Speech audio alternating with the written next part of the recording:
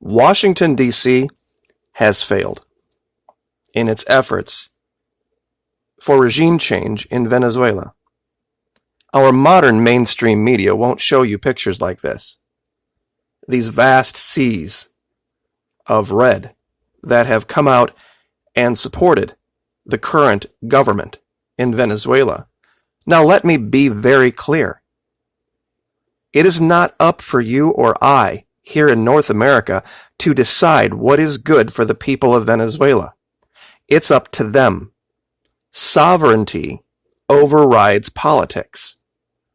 If they want to have alliances with China, alliances with Russia, sovereignty and the principle of it dictates we allow them to make their own decisions. It's not up for us to decide. You can say, I don't think that being socialist or being Chavista is a good form of government. Wonderful. You're entitled to your opinion here in North America. But that still does not give Pompeo and Rubio and Pence and Bolton and the current administration any license to go act on your opinion as a North American. That's why I've kept my opinion out of it. I can show you positives and negatives of both their system and ours. But sovereignty overrides it all. Now, in today's video, I am going to show you some things from history, 5 and 6 years ago. And when you look at it in the modern light of what's going on, I think you will see something that you hadn't seen before. Real quick, though, I would like to talk to my audience about the new direction we are going at the Patreon channel, Florida Maquis. We have gotten rid of the 5 levels of training here. There's only one $10 level, and what we are going to be focusing on is states' rights. Now, I have alluded to this before. This map is an example of GDP, states versus countries that have similar ones. I have said over and over again, we no longer need Washington, D.C. We have 50 governors that can act as presidents. We have 50 state Supreme Courts. We have 50 houses of representatives. We have 50 senates. We have 50 National Guards. It's not like we would need to install the infrastructure. It's already there. Give the states their money back. Give the states their freedom back to make their own decisions. For example, Minnesota has the same GDP as Norway. Florida, all of Indonesia. California, all of France. Even the smaller states, Greece and Iowa, have the same GDP. Denmark and Missouri. This is what we're going to be talking about going forward at the Florida Maquis Patreon channel. So if you'd like to join us there, we would love to have you. Now, this article here on Reuters about the U.S. charging the industry minister, Tariq El-Assami, former Vice President Tariq El-Assami, with the sanctions violations, the only important thing in this article you need to read is one paragraph. El-Assami and Lopez Bello, both 44, were each charged with 5 counts of circumventing sanctions and violating the Foreign Narcotics Kingpin Designation Act. Their violation was they chartered a plane from the Dominican Republic to Venezuela. It didn't even originate here in the United States. But here's the important part, which targets people believed to, quote unquote, threaten U.S. economic and foreign policy interests. Now, if it's a crime to do things that threaten U.S. economic interests, I wonder how bartering would be seen in light of the Foreign Narcotics Kingpin Designation Act. If it's a crime to do things that Washington, D.C. does not believe is in our economic best interest, then I think a lot of us would be in trouble. Especially foreign policy interest. I suppose they could probably take my channel and charge me with this. Because clearly, speaking the truth, would not be, in Washington, D.C.'s opinion, good for our foreign policy interest, given that our foreign policy is the toppling of governments we don't agree with. They have already pretty much tacitly admitted to failure. No timeline for regime change in Venezuela. See, this is going to be the launching point. No timeline, huh? That's very interesting, because we can go back as far as 2014, where the media, at the behest of the government, was talking about imminent collapse. Let's start here. This is 17 February 2014. Venezuela, political tensions on the brink of boiling over. Now, this is the earliest incarnation of a random guy named Juan. This was a guy named Leopoldo Lopez. He was their opposition leader, and he got jailed for sedition and treason. Imagine that. But the most important thing you want to see in this article, and I'll link these, is all the way at the bottom. This is where they try to hide this stuff, because they realize people aren't going to read this far, because once they get to the point where their cognitive dissonance kicks in, or they see something they agree with, they stop reading. Leopoldo Lopez makes an unlikely rabble-rouser, a Harvard-educated economist. The 42-year-old is a former mayor of the wealthy Caracas district of Chacao, and one of the opposition's most telegenic and articulate figures. This is why they fail so miserably. Because they're trying to run the same game plan. They put somebody in front of a camera, they think that looks good, and then he says all the things that the rich people believe in, and they fundamentally misunderstand the culture in South America. This is from 25 March 2015. Things that will happen if Venezuela implodes. Now, this article here talks about what would happen, if this, that, and the other would occur. But clearly, it didn't happen. None of it happened. And I'll link these articles for you, and you can find them.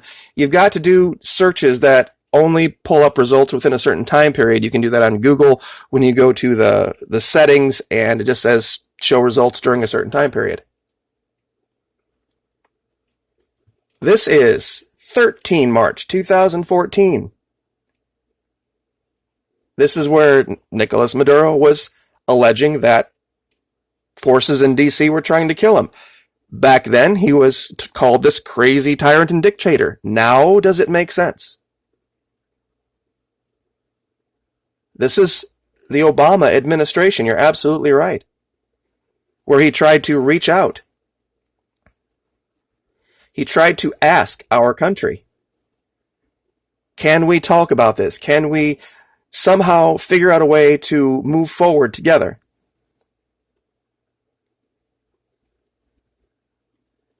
This one is the most important one.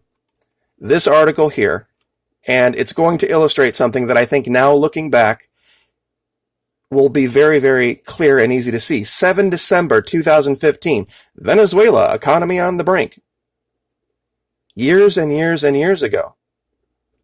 This is where they're talking about the opposition party taking power. So much for rigged elections, huh? But here's where they talk specifically about the shortages and the causes. This part I want to read for you.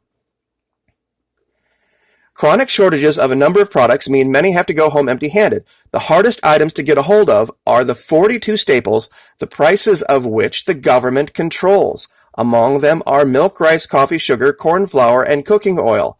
Moreover, the Venezuelan Pharmaceutical Federation estimates that there is a shortage of 70% of medication in most pharmacies across the country. Food companies complain that with regulated prices, some items are just not profitable to produce. So let me get this straight. As a food company in Venezuela, where you get products to make your product, to produce your product at incredibly low, incredibly reasonable rates because of the government, you then complain when the government says, okay, we're giving you this deal, you need to pass this deal along to the people. That's a problem.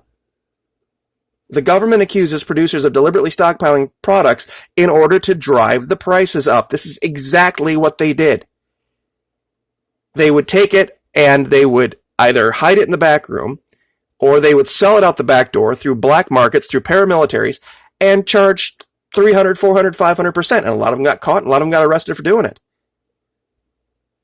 Imagine if Walmart or Piggly Wiggly or Safeway or any of the other grocery stores in our country that benefit from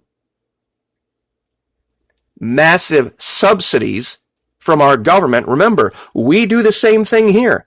I know a lot of people out there are like, well, see, that's why socialism doesn't work. We do the same thing here. We just do it in a different way. Our government, tens of billions of dollars sent to farms and farmers to offset the cost of putting things on the shelf at a reasonable price. This is what they don't want you to put the two and two together for. $250 billion in subsidies over the last decades. This is what Nicolas Maduro was talking about. And now we know it to be the fact, to be true, that we were trying to topple that government. We were trying to assassinate the leader and create all sorts of problems in this country in order to foment internal strife so that they would vote out, quote unquote, a leadership that DC didn't like, that wasn't in line with Doral, Florida or Weston, Florida, and their desires for profit over the good of the people. These people would have rather watched children go hungry than sell flour, not at a profit. Sell eggs, not at a profit. They would rather see people starve, go hungry, and suffer rather than sell things at cost. These businesses weren't on the verge of collapsing. They weren't on the verge of not paying their bills and shutting their doors because they didn't earn enough profit. The government in Venezuela didn't allow for such a thing. Everything that they had to operate was already subsidized by the government. That's part of the story they're not telling you. They love to take all of the bennies that the government was giving them, but then say, no, we're not going to adhere to this rule that we have to charge less because of all these benefits. That's the real story out of Venezuela. And we can win. We can win if we stand together. But we can stand together independently. We were 13 independent nations when the Constitution was signed. I know people say we were one united nation. No, we weren't. The people of Massachusetts were so fundamentally different than the people of South Carolina. The only real power in their lives was their governors. Local authorities, they couldn't have cared less who the president of the United States was. And we can return Washington, D.C. just to an administrative district with no real power. That's when we can have freedom again. And this is what we're going to do with the Florida Maquis Patreon channel. We would love to have you. This is what we're going to do going forward.